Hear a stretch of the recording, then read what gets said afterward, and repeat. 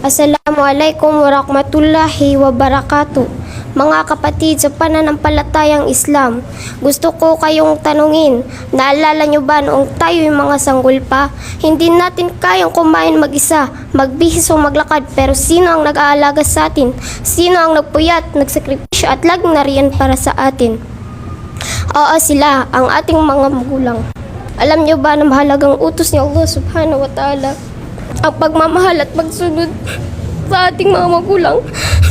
Binanggit niya sa banal na Quran, wa kadarabuka ala tabudu ilahi biyal walidaini ihsana. At ang inyong Panginoon ay nag-utos na huwag kayong sumamba maliban sa Kanya at maging mabuti sa inyong mga magulang. Surah Al-Isra 23. Isipin niyo ang inyong nanay sa bawat iyak natin noong tayo mga sanggol pa. Siya ang gumigising kahit pagod. Siya ang nagluluto ng pagkain kapag nagugutom tayo, kahit wala nang natira para sa Kanya. Siya ang unang nag-aalala tuwing tayo'y may sakit. Isipin naman natin ang ating tatay. Siya ang nagtatrabaho ng buong araw upang tayo ay may pagkain, may damit at may maayos na tirahan. Kahit minsan ay pagod na siya, patuloy pa rin siyang nagtatrabaho para sa atin.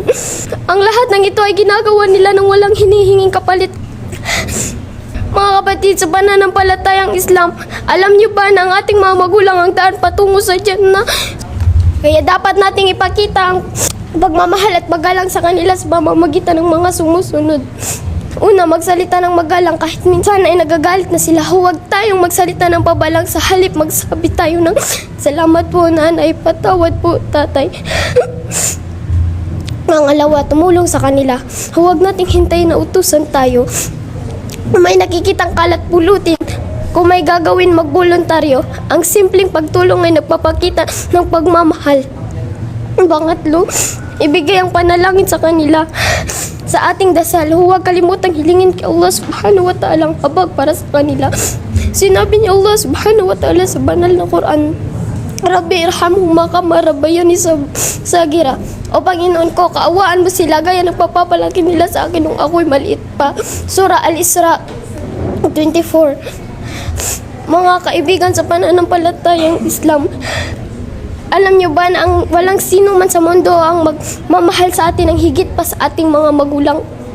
Hindi natin kayang suklian ang lahat ng kanilang ginawa, pero kaya nating pakita ang pagsasalamat sa pamamagitan ng pagmamahal, pagsunod at paggawa ng mabuti sa kanila.